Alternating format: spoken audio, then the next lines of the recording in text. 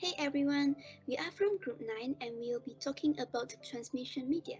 My name is Xiaoyi and I'll be presenting alongside my group mates Jingru, Clarence, Daniel, Gela and Johan.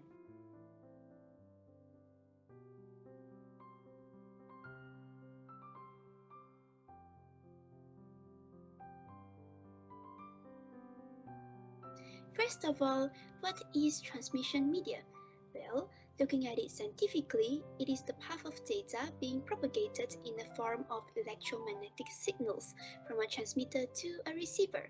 Whereas in layman terms, it is actually a channel allowing data to be sent from one place to another. It is very significant to the telecommunications sector, especially the OSI reference model. And there are two main types of transmission mediums, being physical and wireless.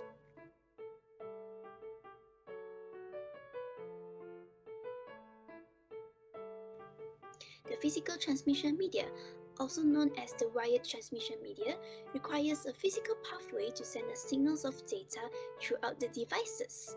Data are transmitted in the form of bits and through various types of cables with compatible network hardwares. So here are the types of cables, and first off we have the twisted pair cable that contains 4 pairs of twisted wires that are insulated as to reduce crosstalk. As you can see here, there are 2 types of twisted pair cables, which are UTP and STP. In conclusion, the UTP cable is more suitable for areas with lesser EMI, like domestic telephones. However, for STP cable, it is more suitable for industrial settings, like factories with a higher EMI, as it doesn't generate as much crosstalk, like the UTP cable. Next, we have the coaxial cable, which are most commonly found in our homes as it is perfect for short distance transmissions, and it is actually very durable, so we don't have to change the cables every now and then. But it still has its cons, as it will undergo speed fluctuations under heavy usage and even signal leakages at times. Nonetheless, it is still extensively used by cable operators and telephone companies to convey data and media communications to their customers. There are 4 types of coaxial cables, being hardline coaxial cable, triaxial cable, rigid line coaxial cable, and radiating cable that are mostly found in elevators and underground tunnels. The fiber optic cable is a special kind of cable because, unlike other cables mentioned, it doesn't transmit data by using electric signals, but instead it uses light impulses, as it contains fibers made out of plastic or glasses of high refractive index, so it transmits more data faster. Even though it is pricey, it requires low maintenance. The single-mode cable carries higher bandwidth, whereas the multi-mode cable transmits data at a higher speed. Let's move on to wireless transmission medias. As its name suggests, it doesn't require wires to transmit data, as its transmission and reception is done with an antenna and with the help of electromagnetic energy, so it travels by land, air, and line of sight. To those having geographical problems, this way of transmitting data will be a lifesaver as it doesn't require cables.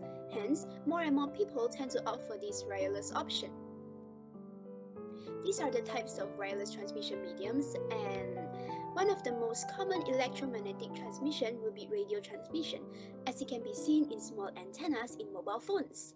Mobile phones tend to use this because it is easily generated, plus its high wavelengths and frequencies allow it to travel long distances without any interruption.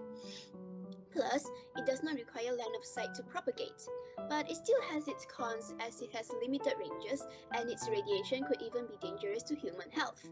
Flawed designs too will be interrupted by interferences. Next up, we have cellular transmission. Data is usually sent via a global-wide collection of transmitters and receivers by cellular transmission. It carries a huge capacity but allows mobile phones to consume less power. Funny thing would be, the smaller the cell, the more complicated the infrastructure needs to be linked with the base stations, and handovers are required to be performed too. For interference, however, it will occur when frequency spectrums aren't distributed properly. Not to be mistaken with the microwaves we use to reheat food, the microwave transmission is used to transmit data at open areas ranging from deserts to buildings or even to communicate with satellites. This is because it can transmit extremely high volumes of information for long distances, not to mention it being affordable, so many sectors could use this means of transmitting data. Well, the bad thing is it travels in a straight line and both senders and receivers must be inside, so solid structures or even bad weather could affect the efficiency of microwave transmission. Last but not least, we have the famous infrared transmission. You know, the red dot on your TV remotes or the red dots on CCTVs. It is invisible, but heat can still be felt. For all three near, mid, and far infrared transmissions, they are not affected by corrosion or oxidation, and the overall battery consumption is low. It is a line of sight propagation, so it is secure, but we all know it can be disrupted by hard objects and it can only control one device at one time, so it has low data transmission rates. And although we don't do this, but as a reminder, exposure to high power of this infrared can be harmful for the naked eye.